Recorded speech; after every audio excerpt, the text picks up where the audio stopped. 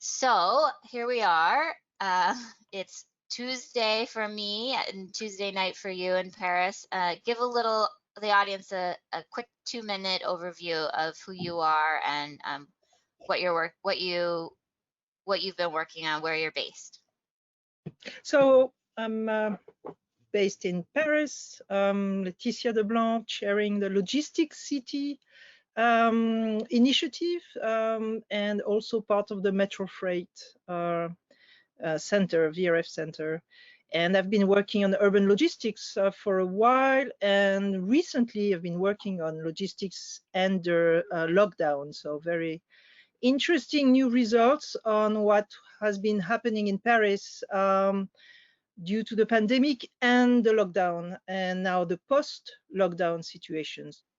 Are there any initial findings around how COVID-19 has had an impact on greenhouse gas emissions? Yeah, traffic was down, general traffic, and freight traffic was down. As I estimate freight traffic to be down by 30%, vehicle kilometers, vehicle miles. So it did decrease tremendously CO2 emissions, NOx emissions, particulate emissions. But I could show you with my camera traffic in Paris. Now it's back to normal. So You work on intelligent neighborhood logistics around in dense urban areas. How are you seeing COVID-19 changing intelligent neighborhood logistics? there's nothing really high tech that has been going on because of the pandemic. People were expecting robots being tested in the streets because they were easier to manage than someone because of sanitary problems. But it didn't happen. Actually, all the tests, high tech tests, in very sophisticated urban logistics were more like they have to wait until better times and more budgets. Urban logistics is a low-cost affair, and there's no way very expensive new concepts are being tested right now because of the economic recession. But I've seen many changes in more on the public policy side.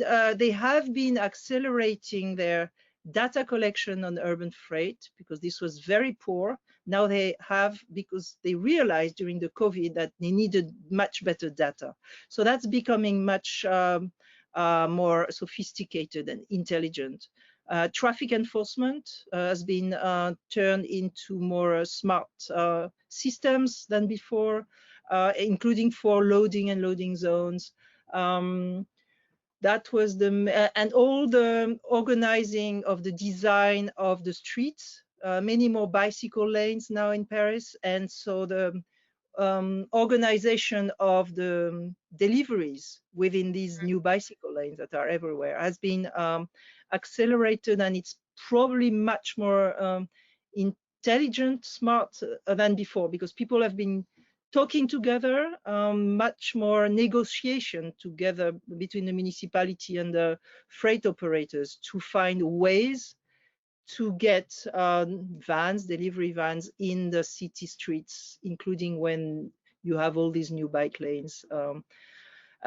Electric vans have been actually, I think, a positive outcome of COVID, because now the government and municipalities are giving much more subsidies for companies that are delivering Paris to get electric vans. It's very important because these are in many ways, last mile is in many ways made by very small companies, and that are very looking at the short term.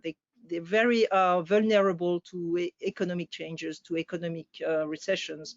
So the municipality is trying to help them, not still being able to deliver in Paris and doing that in a cleaner way. What have you witnessed or observed around delivery types of vehicles interacting with the new bike lanes? One of the major new trends, it's not that new, but it's been on for a few years and it's accelerated by COVID, is many more deliveries by bicycles from these apps, on-demand apps, Uber Eats, Deliveroo, or other competitors. So that's being increasing, and these guys, mostly men, delivering, are, tens of thousands of them in Paris. So Wow. they are benefiting from these bike lanes too. So it's not only freight versus bicycles for passengers, it's also a lot of bicycles for instant deliveries,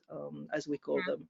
Let's talk a little bit more about gig workers. You mentioned obviously there's more jobs for bicycle delivery, but more broadly, what impact have you seen have you seen COVID-19 have on gig workers? What I was surprised is that these companies in the trucking market, the regular ones that are trying to recruit employees, they are not trying to get closer to the gig workers for the on-demand apps and attract them into the regular freight market. They are forgetting about them actually, but it's a huge opportunity for them, I think, to get new, and they have to train them, of course, but these guys don't spend too much time in working for an on-demand app. They work 3-4 months maximum, and then they do something else. The freight community, the freight market should take the opportunity to get them, train them, and have them work for them in regular freight delivery jobs. So you're saying transform the 2 to 3 month gig worker into a year-round employee for longer freight Exactly. hauls? Someone has to fill that gap. Probably, maybe the municipality through some sort of freight forum, or the training schools in transport. So I think there's something to do there.